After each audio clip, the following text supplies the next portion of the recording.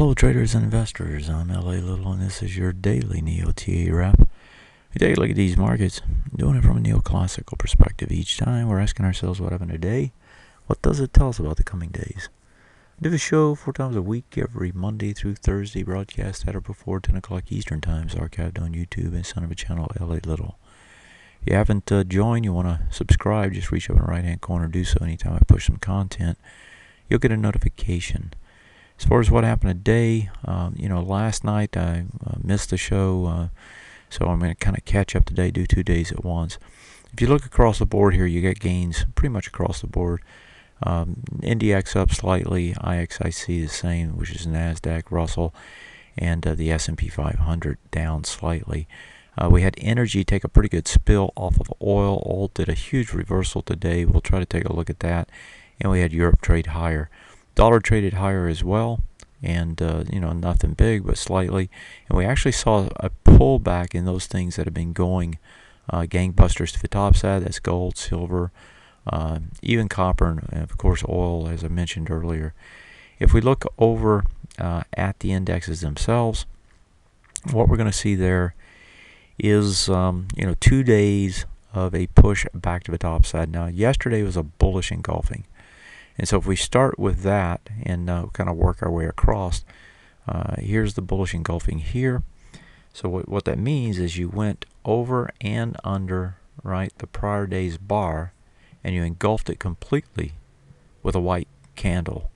And so when you do that, right, that says that the next day should try to trade higher, which it did. It traded up to here, had basically a failure at that level, and got back underneath this bar again. And what bar are we talking about? Well, if you pull over the weekly chart and take a look at it, we have this key bar that we've been dealing with for a very long period of time. It's this one here. That bar, top of it's 2103. And where do we go today? Well, we get over 2103 and we end up closing right back up underneath it. And so that continues to be resistance, hasn't stopped. So the top of it is here. Pull it across, it's right to there, and you can see we've tried, still haven't got over it. But look at where we're sitting.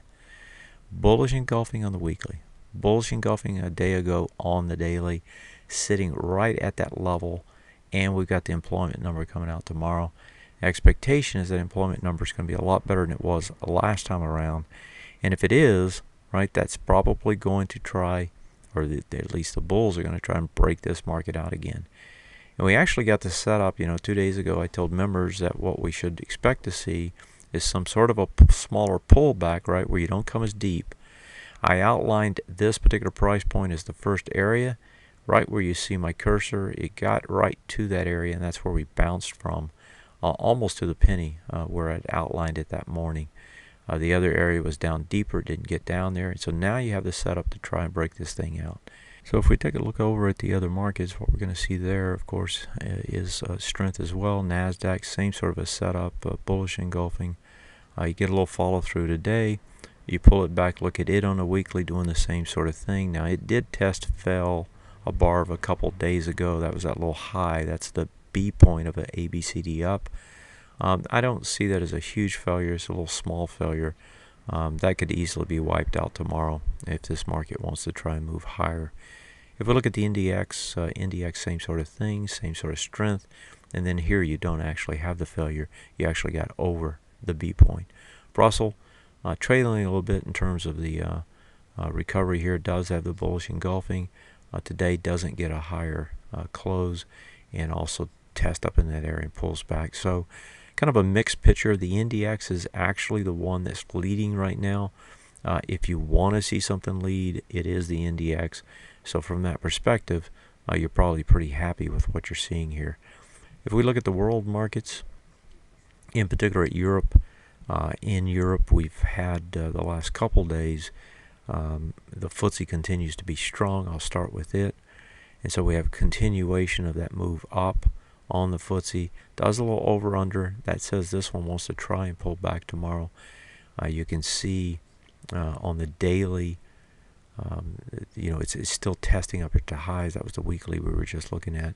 If we look over to CACs, the French market, on the weekly, You can see a pullback, bring it to the daily.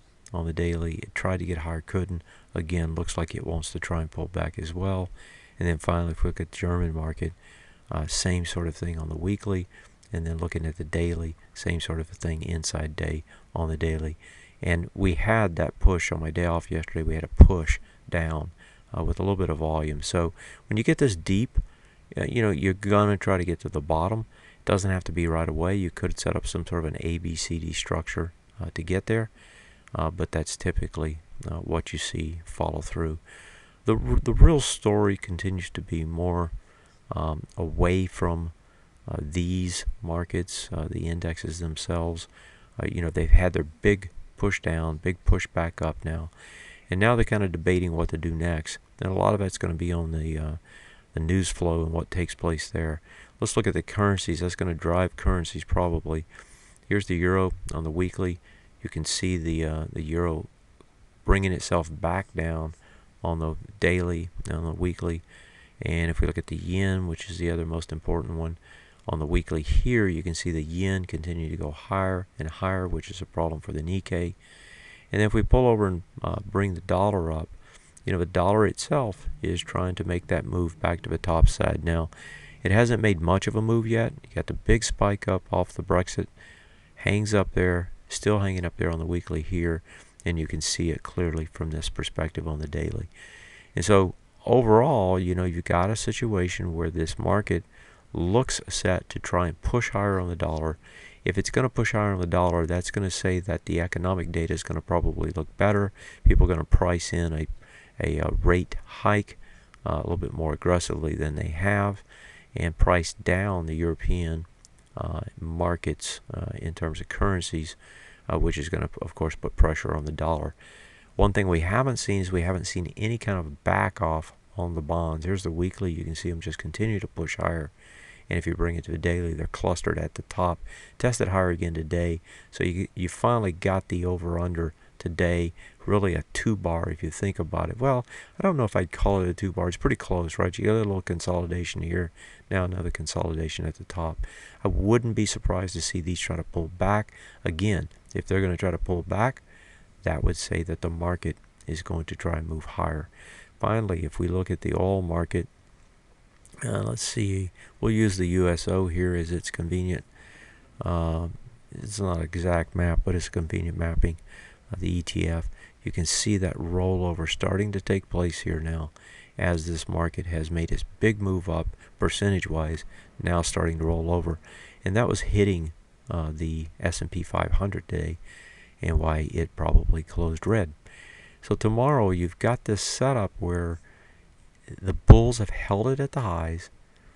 Those 2 or 3 things I've shown you have shown that it looks as if you have the situation now where the things that have been driving, the fear-based trades are starting to try and turn. For example, we just saw the bonds. We don't see it here on the weekly on gold, but if you come down to the daily, you can see the little pullback after a doji. So you may be getting this set up finally to get some of that pullback on these things that have surged on the fear on the Brexit. And how would they do that, or why would they do that? They would do that because the markets begin to settle down, and especially if the markets try to trade higher. It looks to me like going into the employment number, that's the setup. That's the way we set our portfolio up to take advantage of it tonight. We're setting up to try and take advantage of a market push tomorrow, and that's where we end the night. Hopefully you're set up the same way, and if you're not, you really ought to check out what we do here. $19 a month, you can't beat it. Do a yearly subscription, you're down to $15. If you can't make $15 off the information I provide you on a daily and weekly basis, I don't know if you'll make $15 anywhere. That's it for tonight. Have yourself a great one. Hope you had a good week. I know I did. And I'll probably be back to full time next week. Have a great night. See you next time. Good night.